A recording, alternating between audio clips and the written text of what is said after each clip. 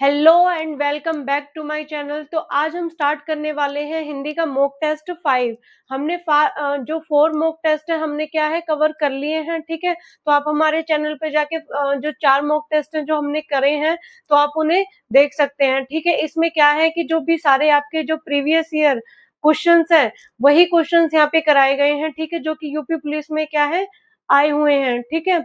और जो ऑप्शंस के साथ मैं आपको क्या करा रही हूँ कि आपका जो टॉपिक है, ठीक है, वो भी क्या है आपका क्लियर करा रही हूँ, ठीक है।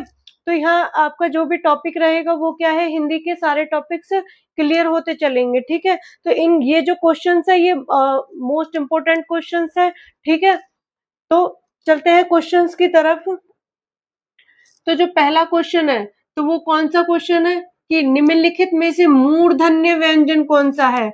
अब मूर्धन्य व्यंजन कौन सा है, ठीक है। मूर्धन्य व्यंजन क्या है, तो जैसे कि हिंदी व्याकरण में क्या है जो वर्णों का बहुत महत्वपूर्ण स्थान है, ठीक है। किसी भी जो भाषा की शुद्धता है वो क्या है वर्णों के सही उच्चारण या जो प्रयोग पर क्या है निर्भर करती है, ठीक है। वर्णों के उच्चारण के प्रयोग पर क्या है निर्भर करती है। हिंदी वर्णमाला में व्यंजनों को उनके उच्चारण सही उच्चारण के कई आधार पर क्या है बांटा गया है, ठीक है। जिसमें से एक क्या है मूर्धन्य है, ठीक है। तो कई वर्गों में बांटा गया है, तो वो कौन कौन से हैं जैसे कि क वर्ग, च वर्ग,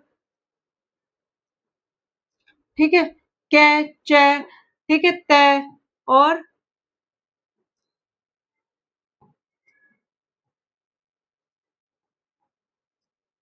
ट, त और प। ये जो वर्ग है इनमें क्या है बांटा गया है। तो जो क वर्ग है ये क्या आपका कंठ है, ठीक है, कंठ है, ठीक है। च वर्ग क्या है जब हम च से उच्चारण करते हैं, ठीक है। तो आपका जो च वर्ग है जब हम च का उच्चारण करते हैं तो वो क्या है जीभ से उसका उच्चारण होता है, ठीक है। तो वो क्या है तालव्य, ठीक है, तालव्य। अब जो ये ट है, ट क्या है आपका, ट क्या है मूर्धन्य, ठीक है, मूर्धन्य। अब यही क्वेश्चन क्या है हमसे पूछा गया है कि निम्नलिखित में से मूर्धन्य व्यंजन कौन सा है। तो कौन सा है आपका ट वर्ग। ऑप्शन नंबर क्या हो जाएगा बी, ठीक है। ट वर्ग में कौन से हो जाएंगे ट, ठ, ड, ढ और न, ठीक है, ठीक है। ये क्या है इंपॉर्टेंट है, आपसे ये भी पूछ लिया जाता है कि जो ट वर्ग है उसमें जो तीसरा स्थान है वो कौन सा है, तो वो आपका हो जाएगा न, ड, ठीक है, क्लियर है। उसी तरीके से त वर्ग है, त वर्ग को क्या कहते हैं दंत्य, जो कि दांतों से बोला जाता है, ठीक है। और प वर्ग को ओष्ठ, ठीक है, होठों का यूज किया जाता है, क्लियर है। ये क्वेश्चन पूछे जाते हैं बार बार, जैसे कि न वर्ण पूछ लिया जाए, घ पूछ लिया जाए। कल भी हमने क्वेश्चन किया था कि घ, ठीक है, घ वर्ण का क्वेश्चन किया था हमने, ठीक है, क्लियर है। नेक्स्ट क्वेश्चन है कि नीचे दिए गए शब्दों में से शुद्ध वर्तनी वाले शब्द का चयन कीजिए। शुद्ध वर्तनी वाले शब्दों का चयन कीजिए। ये अंतर्ध्यान, क्या ये शुद्ध है, ठीक है। अंतर्धान, ये अनाधिकार, ये होता है अंधिकार, ठीक है। अहिल्या, तो इसमें जो शुद्ध वर्तनी है वो क्या है अंतर्ध्यान, ठीक है, वो ऐसे लिखा जाता है अंतर्ध्यान, क्लियर, ठीक है। तो शुद्ध वर्तनी क्या है, शुद्ध वर्तनी क्या है भाषा को सही ढंग से लिखने की प्रक्रिया को क्या कहा जाता है शुद्ध वर्तनी कहा जाता है, ठीक है, सही ढंग से लिखने की,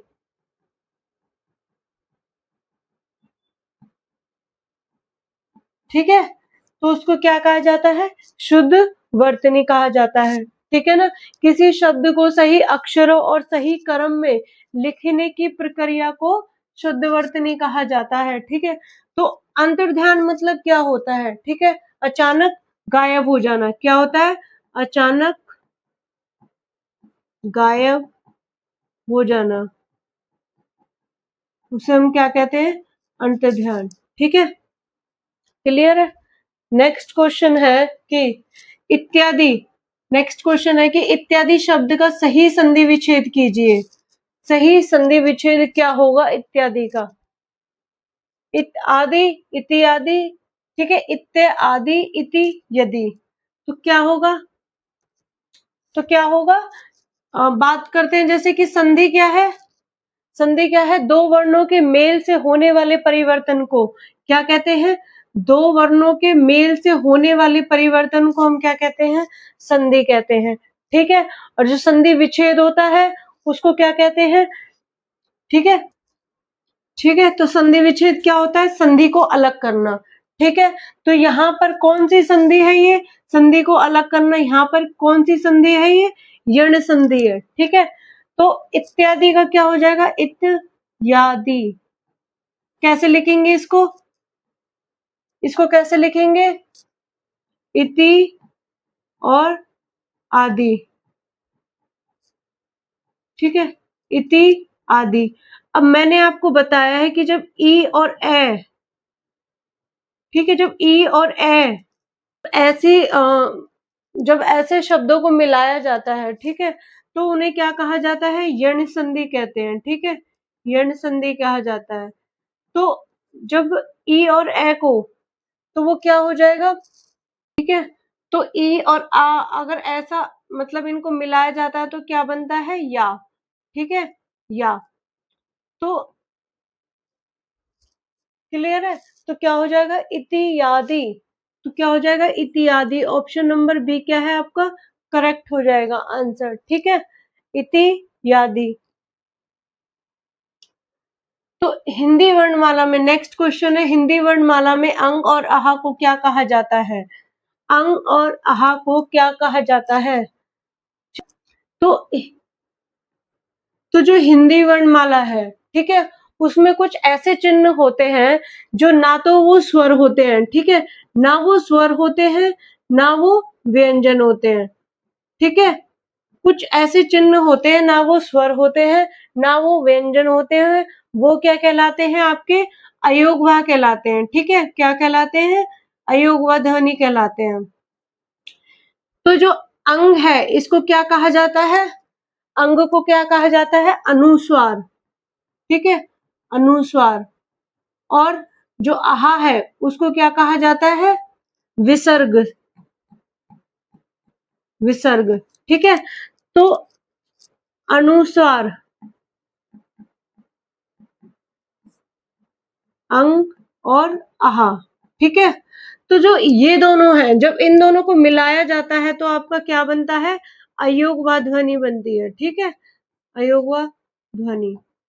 तो क्या पूछा गया है कि इन दोनों को क्या कहा जाता है? इन दोनों को कहा जाता है अयोगवाह। क्लियर है? अयोगवाह। आंसर नंबर सी आपका करेक्ट हो जाएगा। क्लियर है? और जो अनुस्वार होते हैं वो क्या होते हैं? जब नाक से ध्वनि निकलती है, यानी कि नाक से हवा निकलती है, उसे हम कहते हैं, जब शब्दों का उच्चारण करते वक्त नाक से हवा निकलती है उसे हम कहते हैं अनुस्वार, ठीक है। जैसे कि अंगूर हो गया, ठीक है। तो ये सब क्या है? जब नाक से ध्वनि निकले, ठीक है। तो विसर्ग क्या है? जब हल्की सांस निकलती है, जैसे कि दुख, हल्की सांस निकलती है,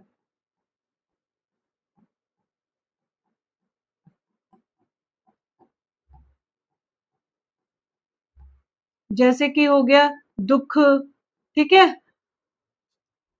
प्रातः, प्राय, प्राय। तो इनमें क्या है? ये विसर्ग का यूज हो रहा है, ठीक है। तो वो क्या हो जाएगा? हल्की सांस निकलती है तो उसे हम क्या कहते हैं?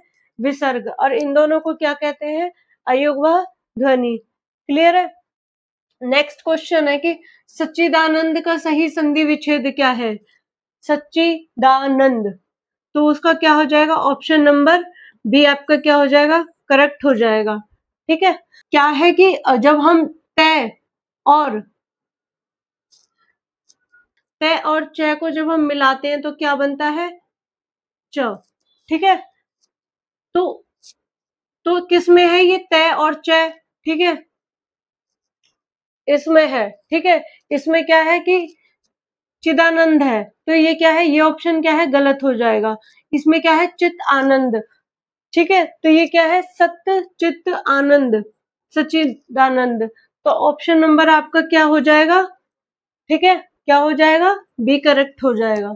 ठीक है, तो जो सत्य, सत्य का मतलब क्या होता है, सत्य। ठीक है, चित्त का मतलब चेतना, सत्य, चित्त का मतलब होता है चेतना, और आनंद। ठीक है, आनंद मतलब सुख। क्लियर है, इसीलिए क्या हो जाएगा, सच्चिदानंद। नेक्स्ट क्वेश्चन है कि हरिद्रा, हरिद्रा शब्द का तद्भव रूप क्या होगा, तद्भव। तत्सम क्या होते हैं, तत्सम वो होते हैं जो संस्कृत से बिना बदले लिए गए शब्द। ठीक है, तो और जो तद्भव होता है वो क्या होता है कि जो संस्कृत से बदल कर लिए गए शब्द। ठीक है, संस्कृत से जो बदले हो, संस्कृत से बदले, बदल कर। तो जैसे कि हरिद्रा का क्या हो जाएगा, हरिद्रा क्या हो जाएगा, हल्दी। ये संस्कृत है, ये हिंदी के शब्द है। ठीक है, तो क्या हो जाएगा, ये क्या है, संस्कृत से बदल कर लिए गए शब्द हैं, तो ऑप्शन नंबर बी क्या हो जाएगा, करेक्ट हो जाएगा, हल्दी। क्लियर है। नेक्स्ट क्वेश्चन है, निम्नलिखित में से कौन सा शब्द तत्सम नहीं है, कौन सा शब्द तत्सम नहीं है, तो वो कौन सा है, वो आपका हो जाएगा कपाट, कीटक, या कुम्हार, या कुंभकार। तो वो क्या हो जाएगा, कुम्हार। ये क्या है, तत्सम। ठीक है, तत्सम नहीं है। ठीक है, जो कुंभकार है, जो कुंभकार है वो क्या है, संस्कृत का शब्द है। ठीक है, संस्कृत का शब्द है।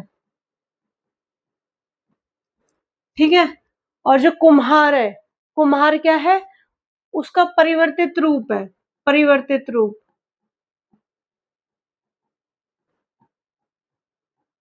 तो जो कुम्हार है वो क्या है आपका, तद्भव है। ठीक है, ठीक है, क्या है, कुम्हार तद्भव है। और जो ये है आपके संस्कृत के शब्द है, कपाट, कीटक और कुंभकार। ठीक है, ठीक है, लोटा और कटोरा किस प्रकार के शब्द है, नेक्स्ट क्वेश्चन है कि लोटा और कटोरा किस प्रकार के शब्द हैं। लोटा और कटोरा क्या है, ठीक है, ये क्या है, एक स्थानीय भाषाओं से बने हैं जो संस्कृत से न आए हो। ठीक है, क्या है, एक स्थानीय भाषाओं से बने हैं ये,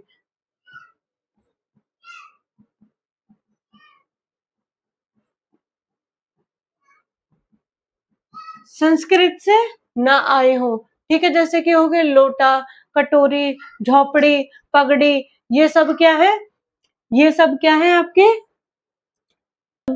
ये सब क्या है आपके देशज प्रकार के शब्द हैं। ठीक है, देशज यानी कि स्थानीय, देशज का मतलब होता है स्थानीय। ठीक है, और जो विदेशी होती है उसको हम बोलते हैं अन्य भाषा, विदेशी को क्या बोलते हैं, अन्य भाषा।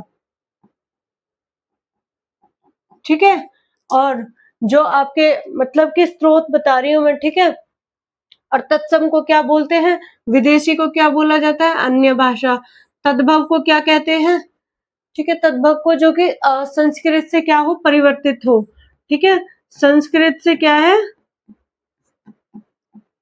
परिवर्तित।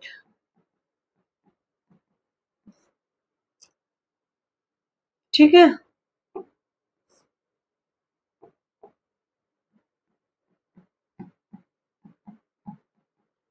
क्लियर है। और जो तत्सम है, तत्सम क्या है आपका, तत्सम क्या होता है, जो कि संस्कृत के शब्द होते हैं। ठीक है, संस्कृत के शब्द होते हैं, उन्हें क्या कहते हैं हम, तत्सम कहते हैं। क्लियर है। नेक्स्ट क्वेश्चन है कि रिक्शा, जो रिक्शा शब्द है ये मूलतः किस भाषा का शब्द है। अब रिक्शा किस भाषा का शब्द है, तो ये कौन सी भाषा का शब्द है, रिक्शा, ये है जापानी भाषा का। ठीक है, कौन सी भाषा का, जापानी भाषा का। और जो, ठीक है, तो वो क्या है, अन्य, अन्य भाषाएं जो हिंदी में आए हो, जो अन्य भाषाओं से हिंदी में आए हो। ठीक है, तो उसे हम क्या कहते हैं, ये रिक्शा है, ये क्या है, अन्य भाषा से आया है, यानी कि विदेशी भाषा से आया है, तो ये क्या है, जापानी। ठीक है, जापानी से। तो जापानी का जो रिक्शा का मूल है वो क्या है, जिन रिक्शा, जिन रिक्शा। ठीक है, जिन रिक्शा। ठीक है, ये क्या है कि जो गाड़ी मनुष्य द्वारा खींची गई हो, मनुष्य द्वारा चलाई जाने वाली को हम क्या कहते हैं, रिक्शा। ठीक है, तो ये क्या है, जापानी शब्द है। क्लियर है। नेक्स्ट क्वेश्चन है कि रामायण शब्द किस प्रकार की संज्ञा है, रामायण किस प्रकार की संज्ञा है। तो ये किस प्रकार की संज्ञा है, ये है व्यक्तिवाचक संज्ञा। और व्यक्तिवाचक संज्ञा कौन से होते हैं, जो किसी विशेष व्यक्ति, ठीक है, स्थान या वस्तु का बोध कराए। ठीक है, वस्तु का नाम बताएगा। तो जो किसी विशेष, तो ऐसे याद रखना, किसी विशेष के लिए जो यूज होता है, किसी विशेष के लिए। तो ये विशेष क्या है, रामायण क्या है, रामायण क्या है। ठीक है, रामायण एक विशेष ग्रंथ का नाम है। ठीक है, किसका नाम है, विशेष ग्रंथ का। ठीक है, तो विशेष ग्रंथ का नाम है, इसीलिए क्या हो जाएगा, व्यक्तिवाचक संज्ञा। क्लियर है। तो इसमें क्या है, व्यक्तिवाचक कौन कौन से होते हैं, जैसे कि मान लो गीता है। ठीक है, गीता है, ये जो गीता है ये क्या है, व्यक्तिवाचक, क्योंकि किसी विशेष का नाम है ये। ठीक है, अब वहीं पे अगर आ जाए कि पुस्तक, पुस्तक क्या है, पुस्तक क्या है, जातिवाचक संज्ञा। ठीक है, जो जाति का बोध कराए, ये क्या है, जातिवाचक, और ये क्या है, व्यक्तिवाचक। भाव क्या होता है, जो भाव गुण अवस्था दोष या उसको बोध कराए। ठीक है, उसको क्या कहते हैं, हम भाववाचक कहते हैं। तो क्लियर है। जैसे कि इसमें हो गया शहर, ये भी क्या है, जातिवाचक संज्ञा। और उसी तरीके से यहाँ आ जाए कि दिल्ली, जो कि विशेष नाम है। ठीक है, पर्टिकुलर नाम है, उसको हम क्या कहेंगे, व्यक्तिवाचक संज्ञा। क्लियर है। नेक्स्ट क्वेश्चन है कि दरवाजे पे कोई खड़ा है, इस वाक्य में कोई किस प्रकार का सर्वनाम है। तो कोई खड़ा है। ठीक है, तो क्या हो जाएगा कोई का। तो बात करते हैं सबसे पहले कि सर्वनाम क्या है, जो शब्द संज्ञा के स्थान पर प्रयोग किए जाएं। ठीक है, संज्ञा के स्थान पर, ये मैं आपको डेली बताती हूँ, संज्ञा के स्थान पर। ठीक है, तो उसको हम क्या कहते हैं, सर्वनाम कहते हैं। जैसे कि राम स्कूल गया, राम क्या है, स्कूल गया, स्कूल गया। अब राम स्कूल गया, ठीक है, वह स्कूल गया। तो जो ये राम है ये क्या है आपका, ठीक है, राम की जगह से मैं लिख दूं कि वह स्कूल गया, वह स्कूल गया। अब तो ये जो वह है, जो राम की जगह आया है, जो संज्ञा की जगह आया है, ठीक है, उसे हम क्या कहेंगे, सर्वनाम। तो जो वह है ये क्या है आपका, सर्वनाम। ठीक है, तो सर्वनाम के कितने भेद होते हैं, सर्वनाम के 6 भेद होते हैं। ठीक है, तो कितने होते हैं, 6 भेद होते हैं। ठीक है, तो जो पुरुषवाचक अगर आ जाए, ठीक है, पुरुषवाचक आ जाए तो उसमें क्या होता है कि आपका, उसमें क्या है, मैं तुम। ठीक है, जब हमारी बात हो रही होती है उसको हम क्या कहते हैं, मैं तुम, मतलब हम आप। तो वो क्या हो जाएगा, पुरुषवाचक। जब ऐसे शब्दों का आपको मतलब पहचान हो जाएगी, ठीक है, मैं तुम वह से क्या है, वो हो जाएगा आपको पुरुषवाचक। निजवाचक क्या है, जिसमें खुद की बात हो रही हो। ठीक है, निजवाचक में क्या है, खुद की या स्वयं की। ठीक है, वो क्या हो जाएगा आपका, निजवाचक। और निश्चयवाचक में क्या होता है, निश्चयवाचक में यह वह। ठीक है, यह वह आ जाए तो वो क्या है, यह वह, तो वो क्या है आपका, निश्चयवाचक। और जो अनिश्चय होता है उसमें कोई कुछ। अब यहाँ पे हमसे पूछा है कि कोई, जब कोई और कुछ आ जाए तो वो क्या है, आपका कौन सा सर्वनाम है? अनिश्चयवाचक सर्वनाम। तो ये क्या हो जाएगा आंसर? इसमें क्या आएगा? कोई, कुछ। इनसे क्या होगी? आपकी पहचान होगी अनिश्चयवाचक की। ठीक है। संबंधवाचक क्या होता है? जिसमें आ जाए जो, सो। ठीक है, ये आ जाए तो वो क्या है? संबंधवाचक। उसी तरीके से एक प्रश्नवाचक और होता है, उसमें आता है कौन, क्या। ठीक है। नेक्स्ट क्वेश्चन है कि मुझे 2 लीटर दूध चाहिए। इसमें 2 लीटर किस प्रकार का विशेषण है? ठीक है, किस प्रकार का विशेषण है? विशेषण क्या है? जो संज्ञा की विशेषता बताए। ठीक है, लेकिन इसमें क्या है? 2 लीटर। तो इसमें 2 लीटर का किस प्रकार का विशेषण है? तो किस प्रकार का है? तो वो है आपका परिमाणवाचक विशेषण। ठीक है, आंसर क्या है? परिमाणवाचक विशेषण। अब परिमाणवाचक विशेषण क्या होता है? जिसमें क्या होता है कि जो क्या होता है कि वस्तु की मात्रा या परिमाण बताए, वस्तु की मात्रा या परिमाण बताए। अब इसमें क्या है कि दूध है, मतलब 2 लीटर है। ठीक है, दूध की जो मात्रा है वो क्या है? 2 लीटर है। तो वो क्या होगी? मात्रा। और जब मात्रा की बात आती है, मतलब जो परिमाण की बात आती है, तो वो क्या हो जाता है? परिमाणवाचक विशेषण हो जाता है। ठीक है, जैसे कि अब गुणवाचक में क्या है? जैसे कि गुण हो उसका, वो सुंदर लड़की है, अच्छा लड़का है। ठीक है, तो वो क्या है? जिसमें गुण आ जाए, सुंदर, अच्छा, ये सब क्या है? बुरा। गुण, गुण की बात हो जिसमें, तो वो गुणवाचक हो गया। संख्यावाचक क्या है? जिसमें आ जाए कि 3। ठीक है, वो क्या है? 3 लड़के हैं, 4 बहनें हैं।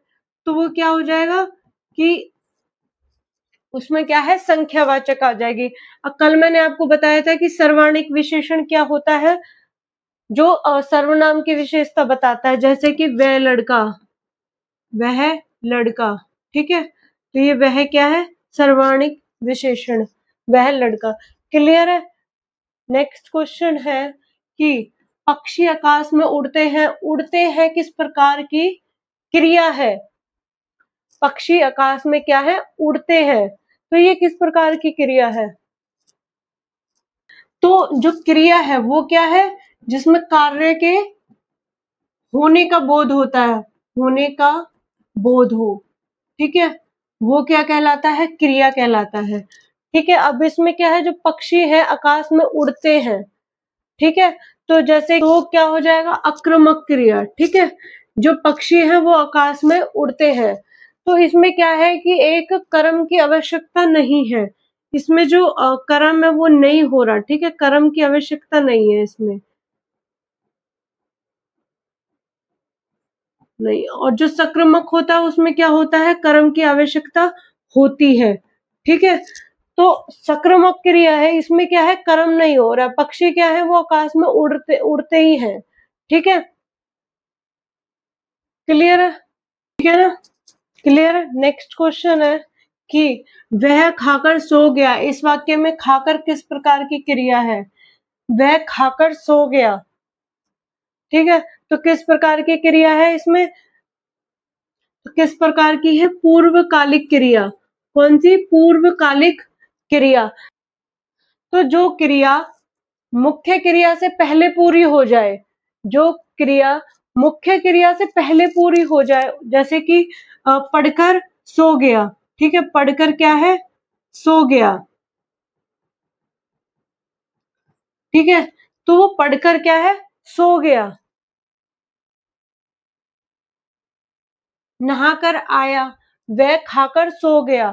तो वह खाकर सो गया, तो इसमें क्या है? पूर्वकालिक क्रिया है। ठीक है, जो मुख्य क्रिया से पहले पूरी हो जाए। तो पहले क्या है? खाकर, तो उसने पहले जो खाने का काम है वो पूरा किया, उसके बाद वो क्या है? सो गया। ठीक है, तो इस कार्य में क्या है? जो पहली वाली क्रिया होती है वो ही क्या होती है? आपकी पूर्वकालिक क्रिया होती है। पहले वाली को ही कहते हैं पूर्वकालिक क्रिया। क्लियर है। नेक्स्ट क्वेश्चन है कि लड़का तेज दौड़ता है। इस वाक्य में तेज क्या है? लड़का तेज दौड़ता है, इस वाक्य में तेज क्या है? तो इस वाक्य में क्या है? रीतिवाचक क्रिया विशेषण है। क्या है? रीतिवाचक क्रिया विशेषण है। जो शब्द क्रिया की विशेषता बताए उसे हम क्या कहते हैं?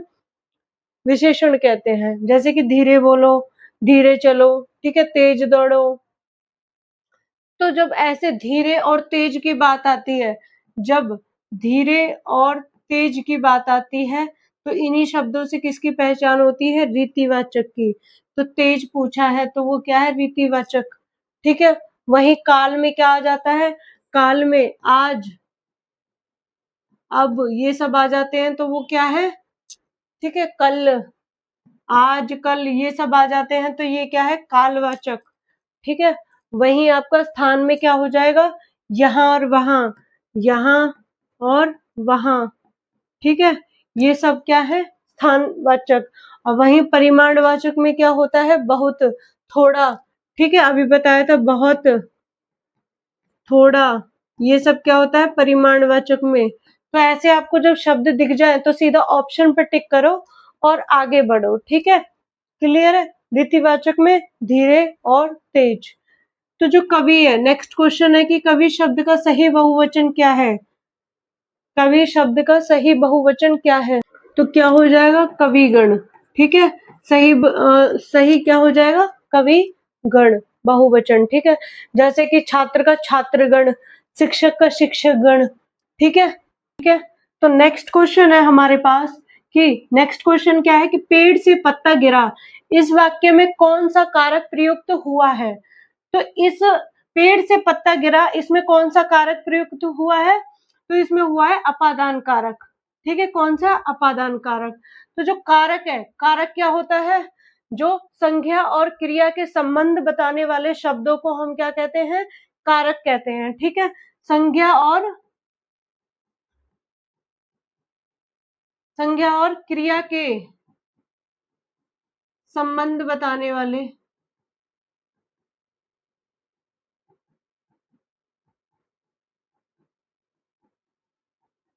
ठीक है, को क्या कहा जाता है? शब्दों को क्या कहा जाता है? कारक।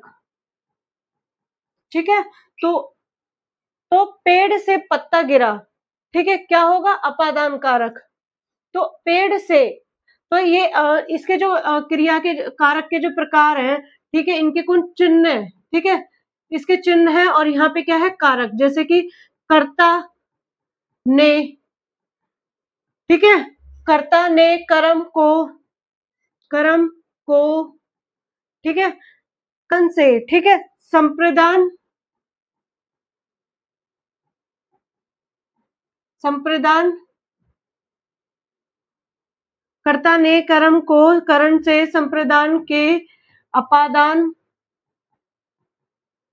से या के लिए। ठीक है, ठीक है, अपादान, अपादान से, संबंध, का, के, की। ठीक है, क्या आ जाएगा? संबंध, का, के, की, अधिकरण, मैं, पर। ठीक है, जहां आपको ये चिन्ह दिख जाए तो क्या करना है? डायरेक्ट अपना कारक को वो करना है। तो ये क्या है? टिक करना है। तो ये क्या हो जाएगा? अपादान कारक। ठीक है, अपादान से, पेड़ से पत्ता गिरा, तो ये हो गया, अलग होने की बात हो रही है तो वो क्या हो जाता है? जहां अलग होने की बात होती है तो वो क्या हो जाता है? आपका अपादान। ठीक है, जहां आपको पता चले, जहां आपको अलग होने का भाव पता चले, ठीक है, भाव वो पता चले तो वो क्या हो जाएगा? आपका अपादान। जैसे कि पेड़ से पत्ता गिरा मतलब अलग हो रहा है। ठीक है, वो क्या है? घर से निकला, यानी कि घर से अलग हो गया, घर से निकला। ठीक है, जहां अलग होने का भाव महसूस हो उसे हम क्या कहेंगे? अपादान। क्लियर है? क्लियर है? नेक्स्ट क्वेश्चन है, तो नेक्स्ट क्वेश्चन है कि यदि तुम पढ़ते तो पास हो जाते, इस वाक्य काल के लिए, इस वाक्य काल के किस भेद का उदाहरण है? यदि तुम पढ़ते तो पास हो जाते, तो ये किसका उदाहरण है? ये आपका उदाहरण है हेतु हेतु मद भूतकाल। हेतु हेतु मद भूतकाल। ये क्यों है हेतु हेतु भूतकाल? कि जब काल क्या होता है, पहले काल क्या होता है, ठीक है, काल क्या होता है, क्रिया के समय का बोध कराने वाले रूप को काल कहते हैं। क्रिया के समय बोध कराने वाले रूप को काल कहते हैं, ठीक है। तो क्रिया के समय जब बोध कराने वाले रूप को हम क्या कहते हैं, काल कहते हैं। तो जो भूतकाल है, ठीक है, ये भूतकाल है। भूतकाल के कितने प्रकार होते हैं, तो कितने प्रकार होते हैं, एक होता है सामान्य, ठीक है, सामान्य भूतकाल, ठीक है, एक होता है अपूर्ण, अपूर्ण सामान्य, अपूर्ण एक संदिग्ध, संदिग्ध, ठीक है, और चौथा चौथा आपका होता है हेतु, हेतु मद भूतकाल, हेतु, हेतु मद, ठीक है। तो इसमें क्या होता है, जो सामान्य है, ठीक है, जैसे कि वह गया, सामान्य में क्या आ जाएगा, वह गया, ठीक है, ये क्या है, एक सामान्य है। अपूर्ण में वह पढ़ रहा था, तो वह पढ़ रहा था, अपूर्ण क्या हो जाएगा, पढ़ रहा था, ठीक है, वो गया, पढ़ रहा था। संदिग्ध में क्या हो जाएगा कि होगा, फ्यूचर के लिए, ठीक है, वह गया होगा, ठीक है। और हेतु, हेतु मद, यदि पढ़ते तो पास हो जाते, ठीक है, यदि पढ़ते, यदि यदि पढ़ते तो पास हो जाते, क्लियर है ना। तो ये क्या है, हेतु, हेतु मद भूतकाल। सामान्य में क्या आ जाएगा, वह गया, जो सामान्य, संदिग्ध में वह गया होगा, अपूर्ण में पढ़ रहा था, ठीक है, हेतु, हेतु में यदि की जो भावना है वो आ जाए तो, ठीक है, क्लियर में क्या है, हेतु, हेतु में यदि, तो, ठीक है, इन शब्दों का आपको बोध हो तो वो क्या हो जाता है, हेतु, हेतु, ठीक है, क्लियर। नेक्स्ट क्वेश्चन है, नेक्स्ट क्वेश्चन है कि राम द्वारा पुस्तक पढ़ी जाती है, इस वाक्य में कौन सा वाच्य है, जो राम द्वारा पुस्तक पढ़ी जाती है, तो इसमें कौन सा वाच्य है, ठीक है, तो इसमें कौन कौन सा वाच्य है, इसमें है कर्म वाच्य, ठीक है, कौन सा है, कर्म वाच्य। तो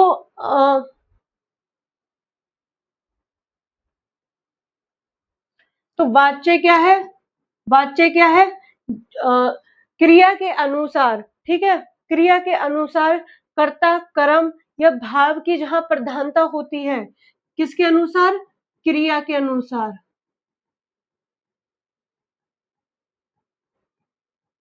जहां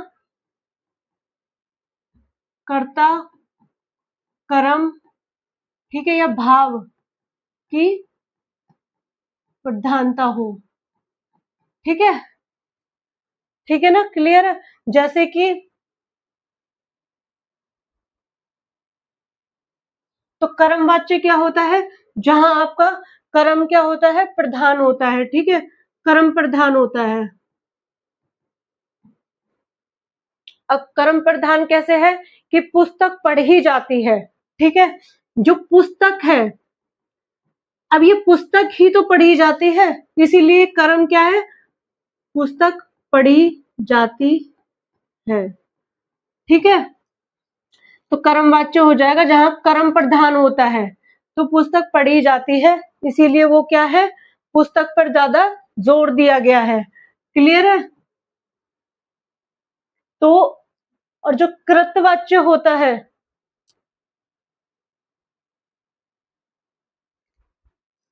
ठीक है, इसमें क्या है, कर्ता पे जोर दिया जाता है, ठीक है, कर्म में कर्म पे जोर दिया जाता है, भाववाच्य में भावना, क्लियर है।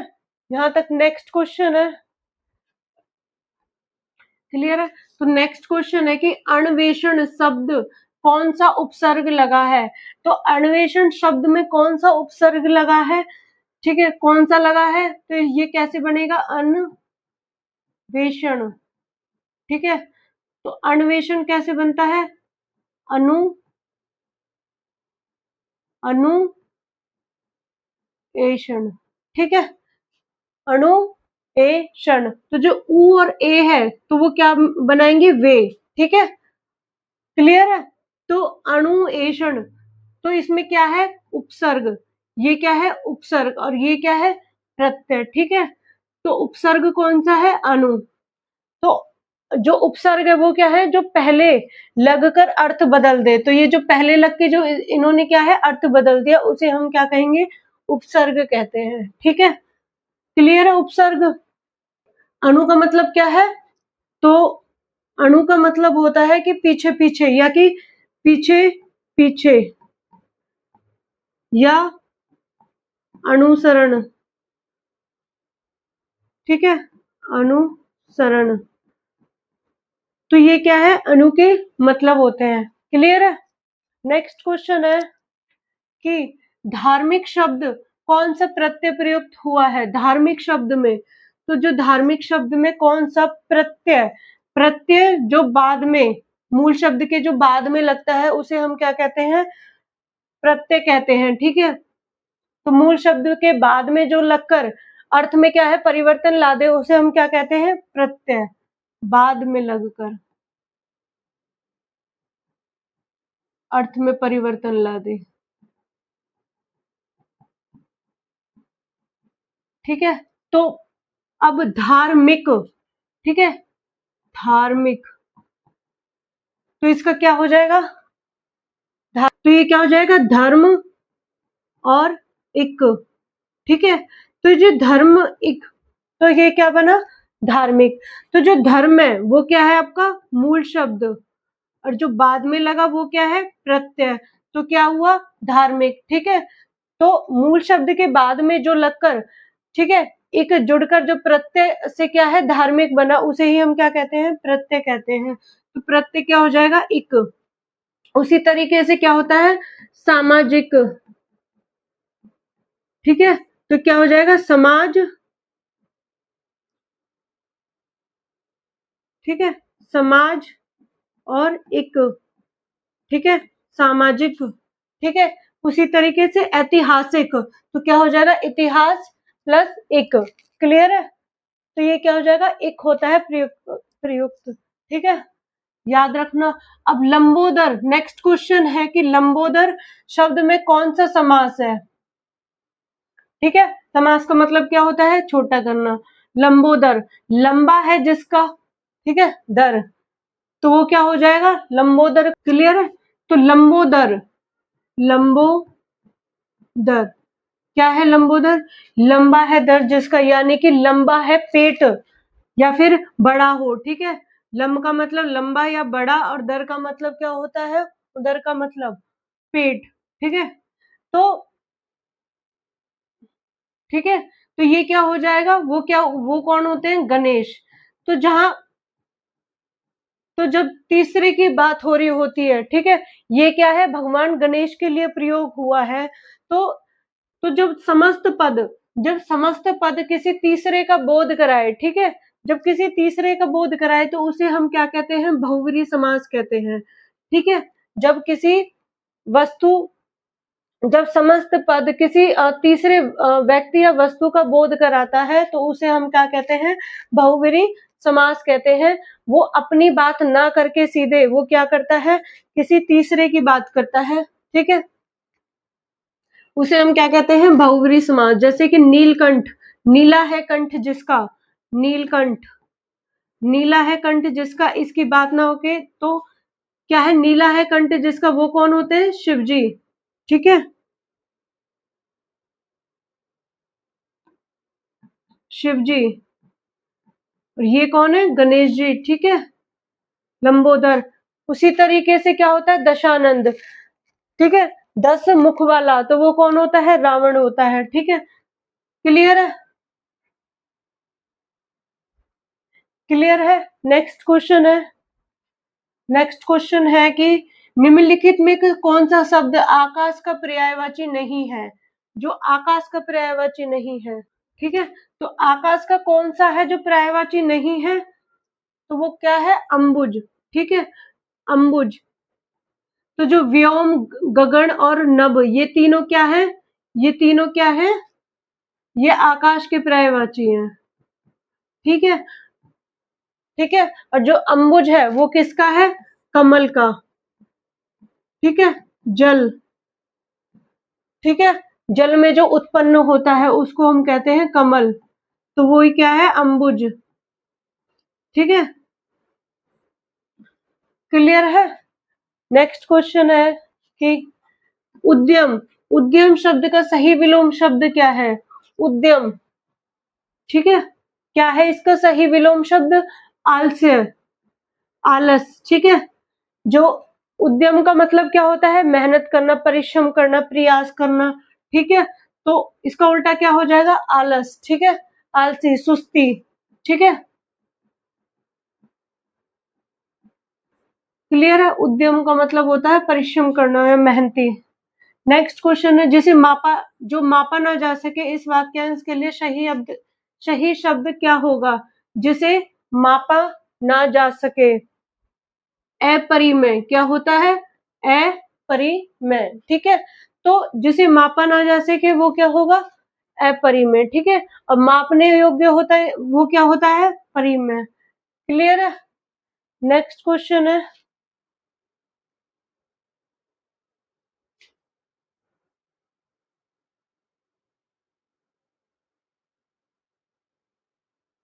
तो नेक्स्ट क्वेश्चन है कि सारंग शब्द का निम्नलिखित में से कौन सा अर्थ नहीं है?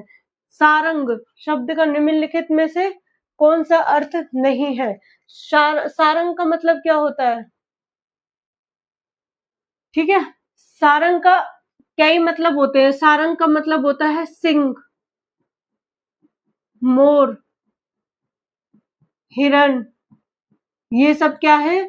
सारंग के हैं, ठीक है। जो गधा है वो क्या है? आपके सारंग का अर्थ नहीं है, ठीक है, क्लियर है। नेक्स्ट क्वेश्चन है, काटो तो खून नहीं, मुहावरे का सही अर्थ क्या है?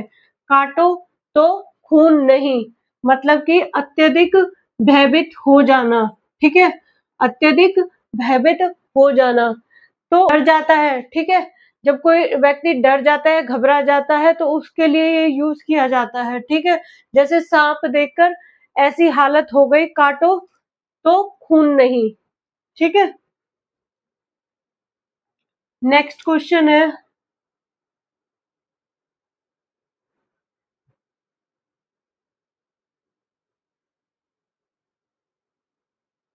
तो नेक्स्ट क्वेश्चन है कि हाथ कंगन को आरसी क्या? लोकोक्ति का क्या अर्थ है? हाथ कंगन को आरसी क्या, ठीक है, क्या है? प्रत्यक्ष को प्रमाण की आवश्यकता नहीं होती, या कंगन पहनना अच्छा लगता है, अनपढ़ को शीशा दिखाना, या सुंदर व्यक्ति को श्रृंगार की जरूरत नहीं। तो प्रत्यक्ष को प्रमाण की आवश्यकता नहीं होती, ठीक है, तो जो वस्तु स्पष्ट दिखाई दे रही है, ठीक है, उसके लिए क्या है कि अलग प्रमाण की आवश्यकता नहीं होती, ठीक है, जो चीज स्पष्ट होती है उसकी क्या है, मतलब उसको प्रमाण करने की क्या है? आवश्यकता नहीं होती। हाथ कंगन को आरसी क्या, इसका मतलब है, ठीक है। तो नेक्स्ट क्वेश्चन है कि रौद्र रस का स्थायी भाव क्या है? ठीक है, स्थायी,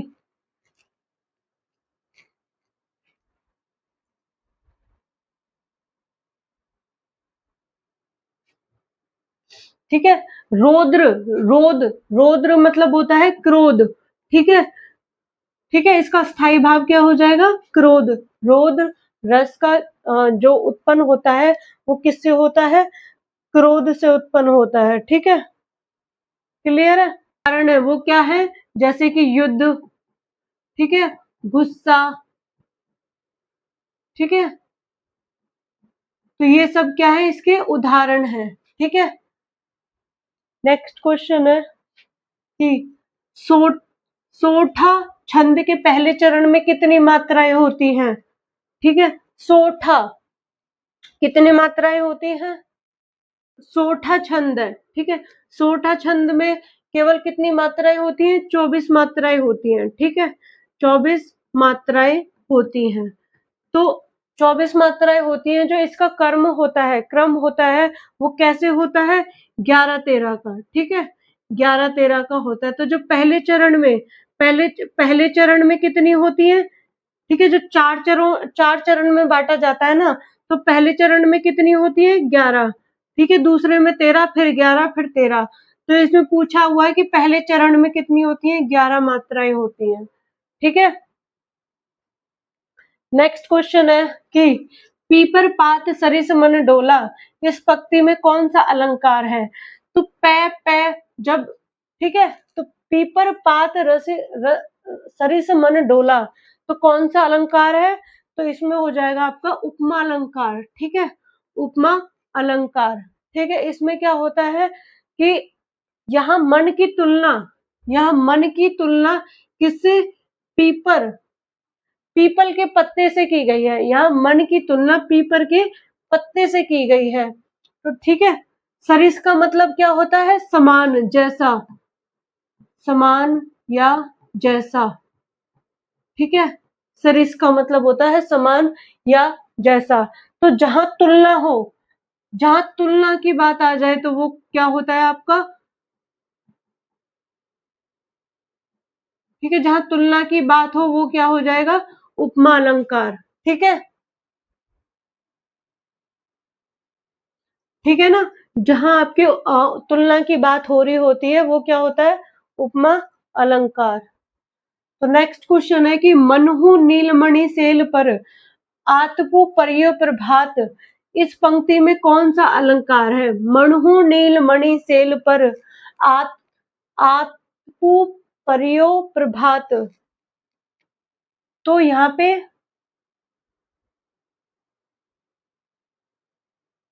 पे जो वो है, क्या है? तो मनहु नीलमणि सेल पर आतपु परियो प्रभात, ये कौन सा अलंकार हो जाएगा? अनुप्रास अलंकार। तो जहां वर्णों की आवृत्ति पुनरावृत्ति बार बार होती है तो उसे हम क्या कहते हैं? अनुप्रास अलंकार होते हैं, ठीक है। यहाँ पे क्या है? वर्णों की जो आवृत्ति है वो क्या है? बार बार हो रही है, ठीक है। नेक्स्ट क्वेश्चन है कि चिंदबरा काव्य कृति के लिए किसे ज्ञानपीठ पुरस्कार से सम्मानित किया गया? तो किसे सम्मानित किया गया चिंदबरा के लिए? सुमित्रानंदन पंत को, ठीक है। सुमित्रानंदन पंत को। तो ये क्या है? चिंदवरा चिंदवरा काव्य रचना के लिए सुमित्रानंदन पंत को क्या है? ज्ञानपीठ पुरस्कार से सम्मानित किया गया। क्लियर है। नेक्स्ट क्वेश्चन है कि मेला आंचल, ठीक है। मेला आंचल उपन्यास के लेखक कौन थे? जो मेला आंचल है उसके उपन्यास के लेखक कौन थे? फनिश फणीश्वर नाथ रेणु, ठीक है। कौन थे?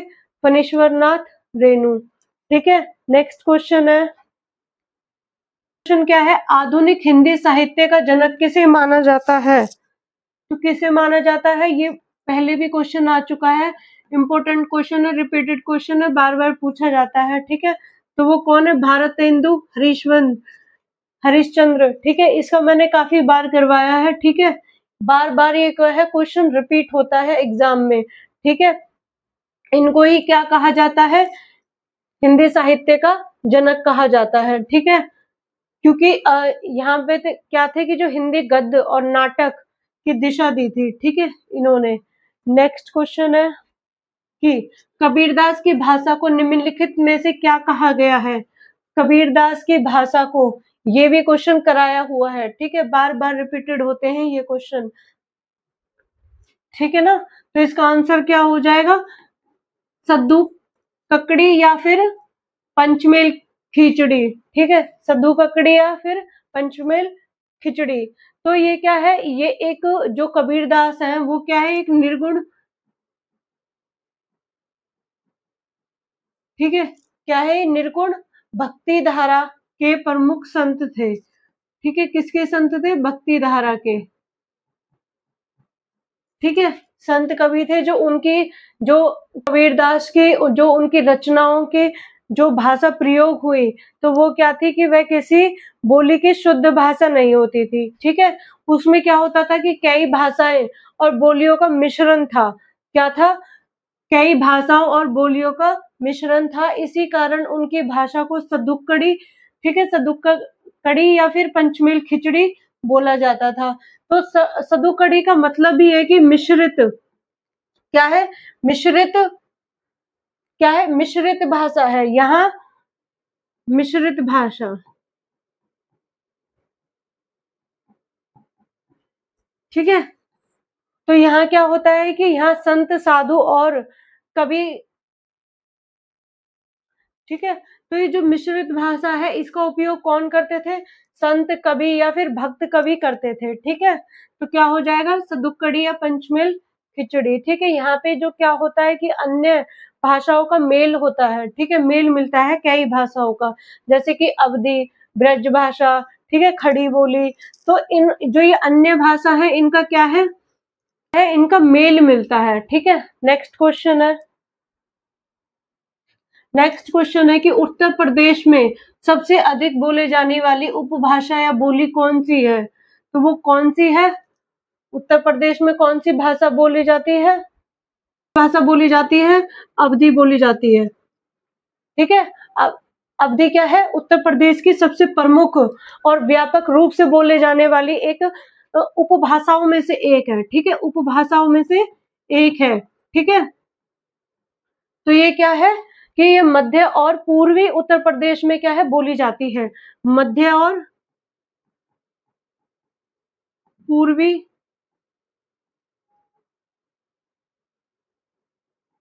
उत्तर प्रदेश में, ठीक है, ये क्या है भाषा मध्य और पूर्वी उत्तर प्रदेश में क्या है बोली जाती है।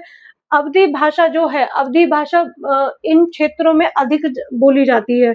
कौन से क्षेत्रों में? जैसे कि हो गया लखनऊ, ठीक है, अयोध्या, लखनऊ, अयोध्या। तो इन क्षेत्रों में क्या है, जैसे कि सुल्तानपुर, ठीक है, प्रतापगढ़, इनमें क्या है ये अवधी भाषा सबसे ज्यादा बोले जाने वाली उपभाषा है। ठीक है, क्लियर है? तो ये क्या है? हिंदी की एक प्रमुख उपभाषा है जिससे बहुत सरल और मधुर मानी जाती है। ये क्या है? बहुत सरल और मधुर मानी जाती है। ठीक है, तो ये क्या है? इसका क्या है? कवि, जो कवि होते हैं ना, कवि इन इसी भाषा का वो क्या करते हैं? प्रयोग करते हैं। ठीक है, क्लियर है?